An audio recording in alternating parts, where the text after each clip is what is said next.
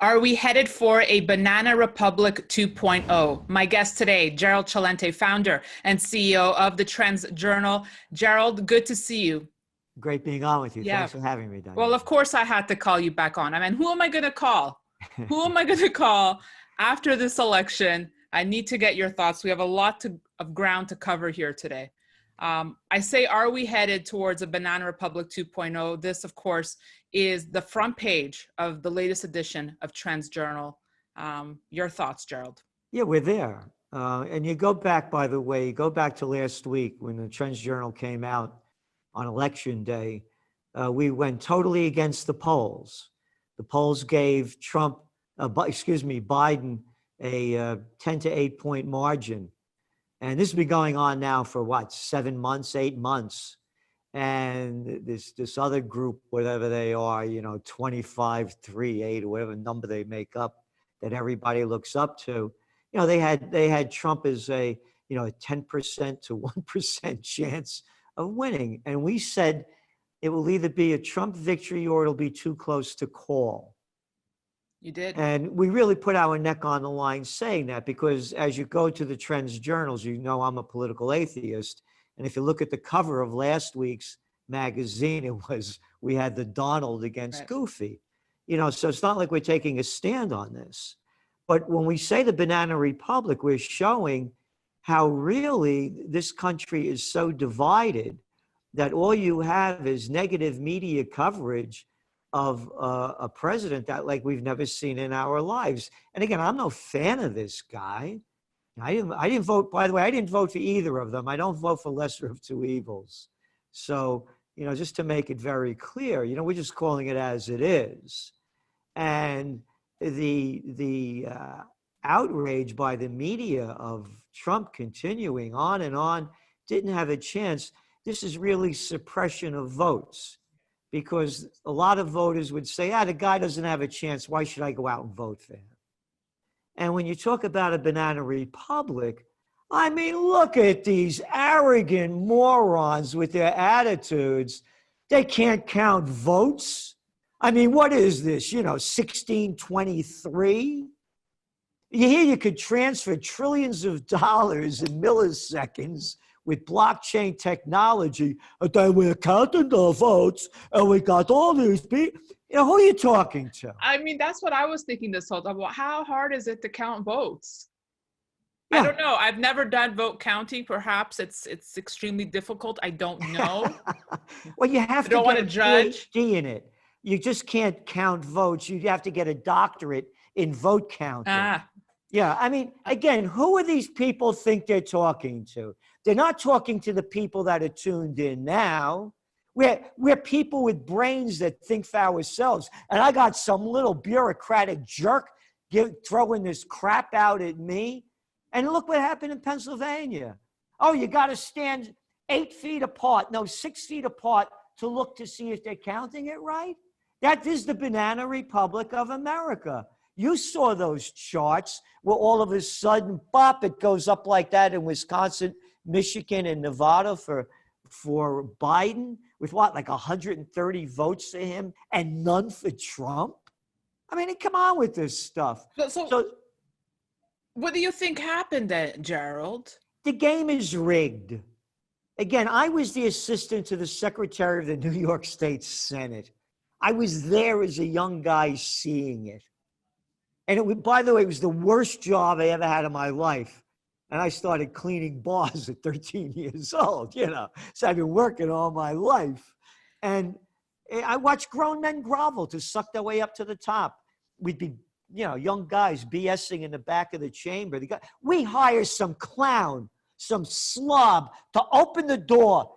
Senator Jack Smith. And a guy comes in. My friends would leave me, go over to where he's sitting, pull the chair back and help him sit down. You could blow on these chairs, these beautiful leather chairs they could sleep in. And they'd come back. I'd say, hey, man, what's the matter? Cat can't sit down by himself. He needs some help. And they go, Gerald, you have that kind of an attitude. You're not going to make it here. Yeah, I didn't make it there. I left. Because, I'm not that's the way I grew up. What I'm saying to you, Danielle, is the game is rigged. The people that are in charge rigged the game. I've seen it firsthand. Okay, what do you say when to people who will say, well, Biden was, and his team were telling people vote by mail, whereas President Trump was saying, don't do that, and that's why you had, such a huge amount of people voting by mail, and that's what caused perhaps the win. That's very correct. But again, the vote by mail thing is something that they just invented also with the COVID war, to fight the COVID war. Don't go to the polls. Okay, So it's pushed by the Democrats. But Trump's 100, he hurt himself by saying that. But what he also said is that the mail-in ballots won't be valid. Let's dig a little deeper with your thoughts on if the system is rigged. But then does it change who's rigging it every 4 years, whether Republicans or Democrats win? Who's rigging it? Is it a party? Is it a third party? Who's ever in charge of the game? Again, if this was reversed, and let's say Biden lost the Republican states by a very little, and they were concerned about the ballots and this and that, they'd be screaming at them. No. Again, that's why I'm a political atheist. To me, the system is corrupt. Again, it's to me, they're murderers and thieves. By their deeds you shall know them. I want that guy Gaddafi out of there. I don't like him. I want him out. I want that guy Assad out. Hey, let me tell you something. That guy, what's his name? Hussein, he has weapons of mass destruction and ties to Al-Qaeda. Yeah, I don't care if I don't have the proof. I'll make it up. I got another one for you. Too big to fail. So they bail out. They do what they want. They're entrenched gangs. Gerald, what's the point of democracy? It's gone. Democracy is spelling it wrong. D-U-H, democracy. Okay, let's Trump, President Trump and his team fighting, obviously, he's tweeting, "We will win," his team alleging wrongdoing in some key battleground states. Will he be victorious? Will this get anywhere? How does this unfold, Gerald? It's too early to tell, but they're pushing forward with this. And again, you had the 2000 election deciding on hanging chads. I mean, really, think about it. Hanging chads. They can't count the vote. You're calling this a democracy? How about a freak show? So where's it going to go with this? It's going to go to the Supreme Court. And then think about this. Kavanaugh, Barrett, and Roberts were three people that were on the George Bush team when they recalled the election in Florida in 2000. And now they're in the Supreme Court. So he has the team on his side. And the other thing to remember about Trump, as a New Yorker, people don't, you're living in New York, New Yorkers are different. They don't understand. This is the guy that built all these hotels and all this. Do you know the people that he dealt with, the mobs of this and that? These politicians are nothing to him. He's going to fight this to the end. They don't get the mentality of him. He will. So I think there's going to be a lot of a drama. This is going to take a long time, Gerald. Yeah, it'll at least take up until when they're supposed to, the Electoral College and the rest of them are supposed to call it. But alas, the day after the election, we have a vaccine that looks 90% foolproof, right? That's working. Look at that timing, Gerald. I know. Are you going to be first in line for that vaccine? As I said on an interview yesterday, if little Andy Cuomo wants to come over here and try to vaccinate me, come over and try it.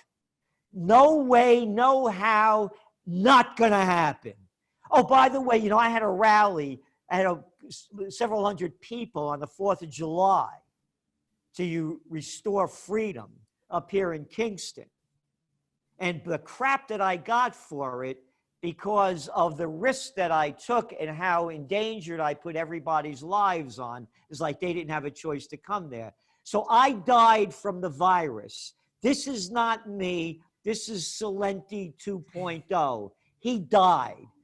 Look, the people that are dying from the virus, and we had this discussion way back when it began. In Italy, the average age is over 80. You have over 50% of the people worldwide are elderly people from nursing homes, type 2 diabetes, obesity, lung disorder. According to the Centers for Disease Control and Prevention, 94% of the people had 2.6 pre-existing chronic conditions, on and on and on and on and on. And they're telling me I got to get vaccinated. Oh, by the way, the recovery rate for people 1 to 50 years old is 99.8%. And you're telling me you got to get vaccinated for this? No way am I getting vaccinated. And there's going to be a big anti-vax movement that's going to be a foundation for a new third party. You know, I was thinking about your father, actually, Gerald, the other day. I know you speak a lot about him, you know, off air to me, and you've written about him, and he's probably the greatest mentor in your life. And you've said he taught you not to be a papagallo and to really think for yourself. And that's where Gerald was born, really, from that. And Trends Journal. What do you think he would be saying about the United States right now and everything happening? Well, what he would be saying, it, the whole family, they would be ashamed of what's going on. I mean, this isn't the America they grew up in. This was the land of the free, for you to be who you wanted to be and come from nothing and make something of yourself. And it was taught, again, you know, as I mentioned when I worked up in the Senate, when they said, you know, if you don't do this, you don't bend over and take it, you know, you're not going to make it. You know, my mother, may she rest in peace, when I was a little kid, before I knew what the word meant, she would say to me, I hate cowards. I hate cowards. And again, you know, I was fortunate enough to, you know, I'm the first of the baby boomers. I grew up in the Bronx as the littlest kid, you know, and being a target for bullies. So you learn how to fight right away, and you learn how to be yourself. That's taken out of our society now. So there would be, this isn't the America that was the land of the free and the home of the brave. Now we're all taught to be politically correct, follow orders, this and that. I said this out loud. The Biden campaign picking Kamala Harris, to me, is racist and sexist. I don't care if it's a woman, if it's black, if it's white, if it's green, if it's transgender. I could care less. I'm running a business. I want the best person I can have. You're running the country. I want the best people. You're a public servant. You're supposed to work for us, but they got it all twisted around. I mean, again, you know my relationship with you, how highly I respect you. You know, I brag about you all the time about, oh, and she's a woman, isn't that great? That never enters your mind. But now they've done this to us in the divided states of America. So you ask me how they would feel. They would be heartbroken about what's happened to this country and how divided it is. Again, they grew up at a time of the Roosevelts, the Eisenhowers, the Kennedys. Yeah, they didn't like the Nixons or whatever, but it wasn't, you know, this kind of divisiveness, but it was at one point with the Vietnam War. But again, it wasn't the whole electoral system. You gave me goosebumps again. Gerald Celente, thank you so much for coming on. I really appreciate it. I know you've been very busy these days, and a brand new edition, hitting the streets tonight, Trends Journal. Yes, Get yes. it. Banana Republic 2.0. Read it. Educate yourself. Gerald, thank you so much. And thank you. And thank you for watching. We'll have much more for you on Stansberry Research, so be sure to stay tuned and follow us on all our social media channels. I'm Daniela Cambone.